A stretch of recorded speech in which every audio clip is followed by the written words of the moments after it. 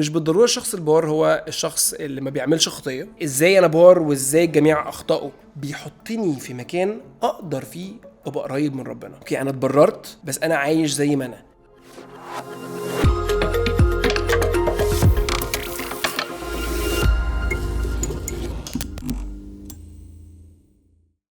اهلا بيكم في حلقه جديده من بودكاست شارك، والحلقه دي من الحلقات بتاعه القيامه والصليب. وفي الحلقه دي احنا بنتكلم على مصطلح يمكن يكون صعب شويه، هو مصطلح التبرير. يعني ايه كلمه تبرير؟ ويعني ايه اكون انسان بار؟ وهل في فرق بين كلمه بار في العهد القديم والعهد الجديد؟ ده اللي هنحكي فيه في الحلقه دي.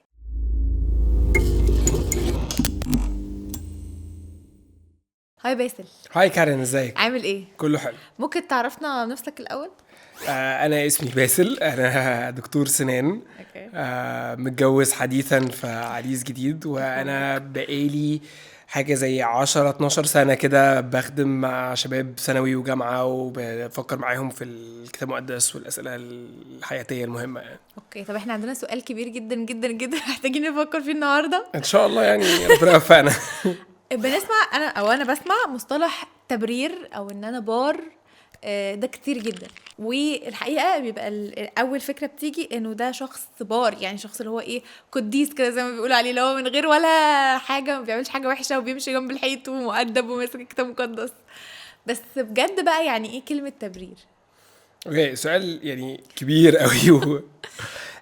كلمة تبرير أو بر هي كلمة واسعة قوي وليها معاني كتير، وحسب الموقف اللي بتتقال فيه ممكن تتاخد بشكل مختلف وبمعنى مختلف. وأظن إن واحدة من الغلطات اللي احنا دايما بنعملها اللي هو التعريف اللي انتي وصفتيه، إن الشخص البار ده اللي هو إيه، القديس، الشخص اللي ما بيعملش حاجة غلط، اللي هو مقفل من هنا ومقفل بالظبط. والفكرة دي يعني هي جانب صغير قوي من المعنى بتاع الكلمة، انك تفكر فيها. المعنى المعروف بين المسيحيين هو انه الانسان عايش في حالة من الخطية، وبعد كده ربنا بيعمل حاجة فبيبرره، فبيبقى كأنه بريء كده، ما عليهوش ذنب.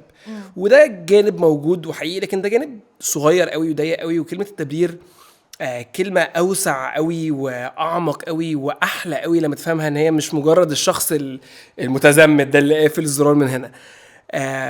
واحدة يعني من الطرق اللي ممكن تفكر فيها في التبرير هي إنك تقارنه بحاجة زي الكواليتي كنترول. تخيل كنت شغال في مصنع، والمصنع ده بيصنع منتج معين، والمنتج ده قبل ما بيطلع للمستهلك بره بيعدي على قسم اسمه الكواليتي كنترول. الشخص بيبتدي يبص على المنتج ده من كل الزوايا بتاعته، ويتأكد ان هو شغال كويس، شكله كويس، ويعايره ان هو خلينا يقول ايه، يختموا الختمة المصادقة ان المنتج ده بار. اوكي، دي طريقة تفكر فيها فكرة البر.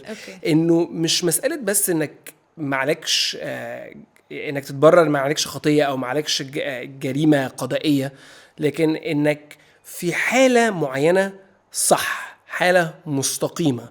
عشان كده فكرة صح دي هي، عشان كده كلمة بر بتيجي بالانجلش ساعات تبقى righteousness، جاية منها كلمة right. فالبر من الجانب ده ممكن تبصله انك تكون في الحالة الصحيحة، ان لما تطبقها على الانسان ان الشخص ده علاقاته مظبوطة، علاقته بربنا مظبوطة، علاقته بالاخرين مظبوطة. هو ده نوع الشخص البار. مش بالضرورة الشخص البار هو الشخص اللي ما بيعملش خطية. اوكي.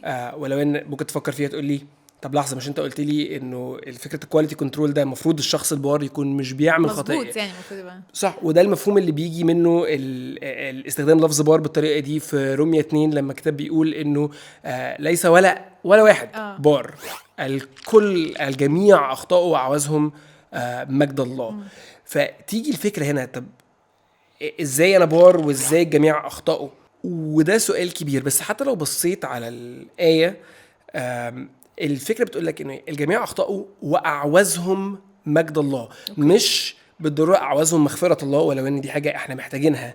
بس هو كأنه بيرسم صورة ان الانسان كان ليه زي نوع من المجد المعين، كان ليه فاكر المنتج اللي كنا عليه ليه شكل معين كامل. واحنا كاننا الكلمة بتاعت اعوزهم مجد الله في ترجمات كتير انجلش تيجي اللي هي ايه، فال شورت، اللي هو الستاندرد اللي انت محتاج توصل له هنا وانت مش عارف توصل له قوي. وكأن الهدف بتاع الله انك توصل للمستوى ده. دي فهمك الفكره شويه. فاحنا في جزئين من التبرير، جزء انه انا الانسان ده بقى مش عليه ذنب، صح. هو بريء قدام ربنا، لكن جزء تاني فيه هو بيحاول طول الوقت انه يبقى تمام في الحته في اجزاء حياته كلها. يعني عايز اقول مفهوم انك تكون بار هو ان حد يبص عليك ويقول انت تمام. اوكي. اللي انت بنفس المبدا اللي يعني الله الاب بص على يسوع وقال ده ابني الحبيب الذي بيه سررت. بالظبط. دي نقطه كويسه قوي انت بتقوليها، فكره انه لما بنبص على يسوع بنشوف صورة الإنسان البار الكامل عامل إزاي. أوكي. والهدف إن احنا نبقى كده. الجزء الصعب علينا إن احنا نفهمه ونستوعبه إنه الكتاب المقدس بيقول لنا إن البر بتاعنا ده مش احنا اللي هنحققه، مش أنا اللي هحاول وابقى، لكن في حد جه اسمه يسوع المسيح هو كان بار بالكامل، ويسوع المسيح ده عايز يشارك بره ده معاه. اوكي. صورة كويسة نحاول نفهم بيها الحتة دي لو بصينا مثلا في رسالة فيليبي. في رسالة فيليبي بولس بيحاول يشرح قد ايه هو ولا حاجة من غير المسيح.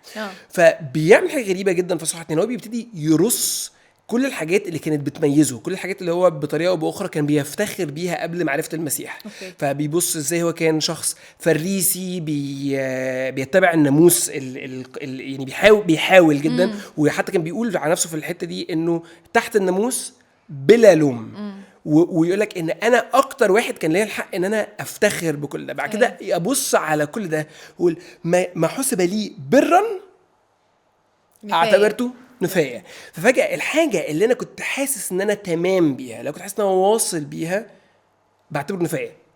إزاي؟ جنب فضل معرفة المسيح. أوكي. دي كونسبت غريب جدا عند بولس. هو بيقولك أنا شخص كنت عملت كل اللي عليا، كنت وصلت للستاندرد اللي أنا كنت شايفه هو ده البر. بعد كده لما حطيت ده جنب بس إن أنا أكون عارف المسيح وإنه يكون هو البر بتاعه محطوط جنبي، كل ده كان ولا حاجة، كل ده نفاية. وأكيد يقولك حاشا لي أن أفتخر بأي حاجة تانية غير صليب المسيح. فجأة الحاجة اللي كانت بتديله قيمة، الحاجة اللي كانت هو شايف أنا لما بعمل كده ببقى تمام، اتغيرت وبقت حاجة تانية. بقت إيه؟ إن علاقتي بالمسيح بقت مظبوطة. إيه علاقتي بالمسيح؟ إن أنا واثق إن اللي هو عمله عشاني هو اللي بيبررني، هو اللي كفاية ليا. بيبررني من الناحية القضائية، يعني بيشيل خطيتي، لكن برضو بيبررني كحالة عامة، بيحطني في مكان أقدر فيه أبقى قريب من ربنا. اوكي. انا عايز اسالك سؤالين دلوقتي يا رب ما انساهمش. لا حلو.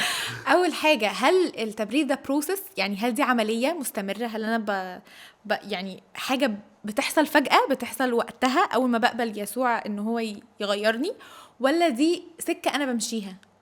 سؤال حلو قوي قوي. المفكرين المسيحيين لما بيفكروا في الموضوع ده ابتدوا يميزوا ما بين 3 ألفاظ، وبيعرفوا يستخدموا آيات معينة ان هم يشاوروا عليهم، يسموها التبرير والتقديس والتمجيد. وكانوا بيقول لك ايه؟ التبرير هو اللي بيحصل لك في لحظة إيمانك، هو انك ذنبك بيتغفر خالص. بعد كده بس بيبقى فيه رحلة بيسموها رحلة التقديس، فيها ربنا بيغيرك وبيشكلك إلى صورة ابنه. أوكي. وفي الحالة دي لما توصل ليوم القيامة، اليوم اللي هنجتمع فيه تاني مع ربنا، هتمجد وهتبقى مشابه صورة الابن بالفعل. فبالطريقة دي ممكن تفكري إنه التبرير في نوع من الرحلة، والرحلة دي المفكرين بيحبوا يسموها التقديس.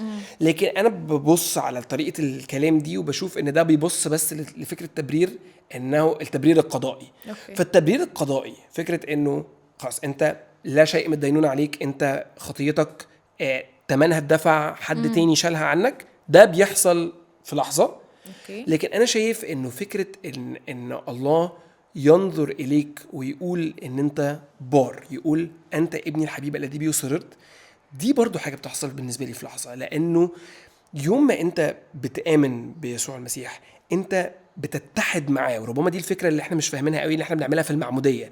في المعمودية الشخص بيغطس تحت المية كأنه بيدفن وبيقام إلى حياة جديدة. الحياة دي هي حياة المسيح. فلا بعد أحيا أنا بالمسيح يحيا فيا. فبالطريقة دي لما الآب بيبص عليك أنت النهاردة وأنت متحد بالمسيح، بيبص ويشوف المسيح فيك ويقول هذا ابني الحبيب الذي بيه سررت. فكأني عايز أقول التبرير بالطريقة دي، إن أنت جزء من عائلة ربنا، أنت ابنه، دي حاجة بتحصل في لحظة.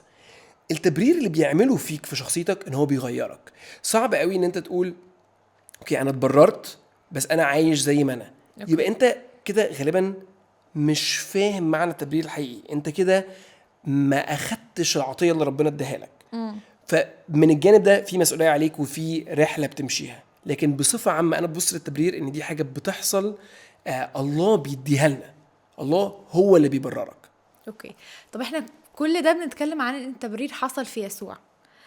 طب الاباء بتوعنا بقى اللي هو ابونا ابراهيم وابونا اسحاق والناس اللي ربنا قال يعني كونفيرمد عليهم وقال دول انتوا تمام انتوا ابرار، دول ايه موقعهم من الاعراب؟ ده سؤال ممتاز تاني. كلنا ممكن نكون عارفين الآية اللي بتقول آمن إبراهيم فحسب له بر.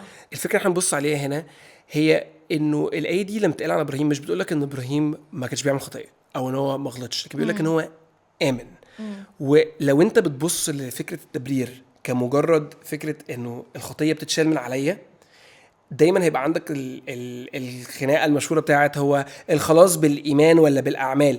ونرجع للايه دي، بس هو الايه بتاعت امن ابراهيم فحسب له برا مش بتتكلم عن الخطيه خالص. هي بتتكلم عن التمسك بوعود الله. الجزء في العهد الجديد اللي بيقتبس قصه ابراهيم وبيقول لك فامن ابراهيم فحسب له برا هو عبرانيين 11. عبرانيين 11 احنا مشهور جدا هو اصحاح الايمان. لكن لو قريته في السياق بتاعه، قريت اللي كاتب عبرانيين بيحاول يشرحه هنا، اللي بيحصل ان في مجموعه من المسيحيين اللي كانوا من اصل يهودي ابتدوا يقعوا تحت نوع من الاضطهاد بسبب مسيحيتهم. فابتدوا يرتدوا عن المسيحيه، يرجعوا للديانه اليهوديه، يرجعوا يقدموا الذبائح، رجعوا يحاولوا يقتنوا الخلاص بتاعهم او البر بتاعهم بالطريقه القديمه. وكاتب العبرانيين بيحاول يقول لهم يا جماعه انا عارف ان الاضطهاد اللي انتوا بتمروا بيه ده مخليكم عايزين ترتدوا عن ربنا، بس الكلام ده ما ينفعش. وبيبني حجه طويله جدا على ازاي يسوع غير السيستم القديم وبقى كاهن لعهد جديد، عهد افضل وعهد اعظم.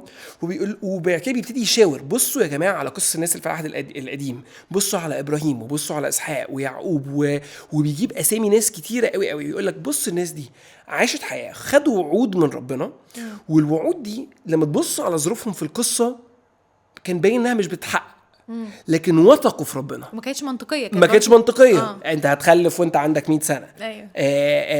انت هتبني فلك تنقذ بيه البشريه وواضح ان مفيش مطره بتحصل حواليك. أيوه. بس الناس دي امنت، معناها انها وثقت في ربنا بالرغم من الظروف اللي كانت حواليهم اللي بتوريهم انه واضح ان الوعد مش حقق.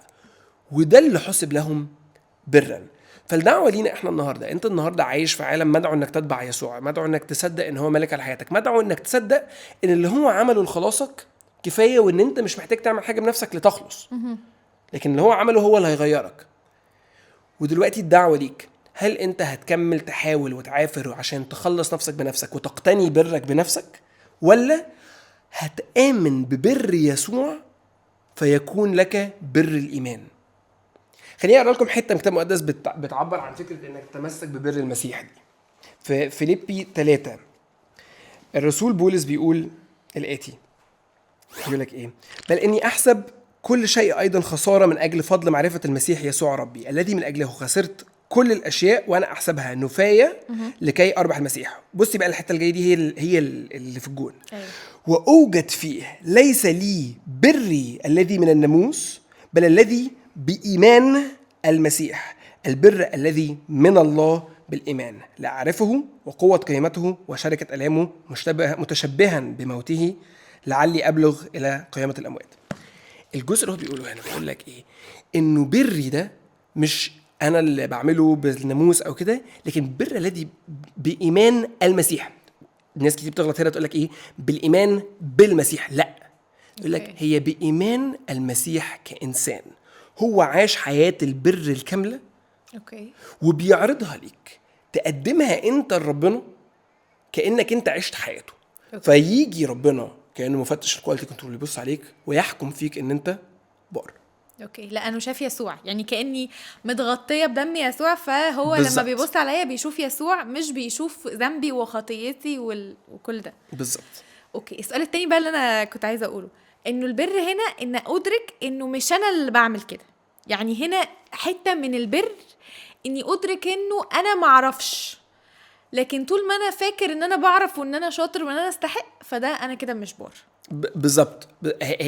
انت حطي هو ده مش سؤال، انت لخصتي الفكره كويس قوي. البر في الوضع ده هو انك تصدق ان عمل المسيح ليك كافي انه يغطيك وانه يديلك بر في اعين الله. واي حاجه انت تحاول تعملها عشان تقتني برك هتقدمها قدام ربنا، وبالنسبه لبولس هتبقى نفايه ولا حاجه. طب ولا حاجه. اوكي، طب احنا عايزين بقى نحكي اكتر عمليا في الموضوع ده، بس طبعا الحلقه خلاص. فاحنا نتقابل الحلقه الجايه نحكي نعمل ايه بقى احنا كشباب، او ازاي نتعامل مع المفهوم ده في حياتنا اليوميه. اتفقنا. ماشي.